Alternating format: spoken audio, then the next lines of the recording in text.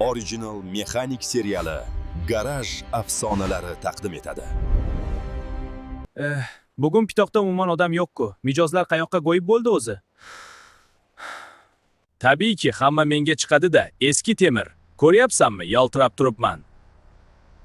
Menda konditsioner muzdek, ichim to'la katta monitor. Mijozlar sen ro'staqalarni nima qiladi? Boyvachcha, shaharda zo'rdirsan, lekin qishloqning toshli yo'liga kirsang, o'sha monitorni boshingga yostiq qilasan. Damingni ol, hasadgo'y, men Luboy yo'ldan o'taman. Iye, bu qanaqa yo'l o'zi? Tishlarim to'kilib tushay deyapti-ku. Kumkars! Ay, tagim, batareyam! Xo'sh, monitorli boyvachcha, qishloq havosi yo'qdimi? Aka, ustimdan kulmang. Past ekanman, tagim toshga tegib o'chib qoldi. Aytgandim-ku, dovonda faqat o'ydushina va yurak yordam beradi, monitoring emas. Videoga like bosib, Garaj afsonalari kanaliga obuna bo'lishni unutmanglar.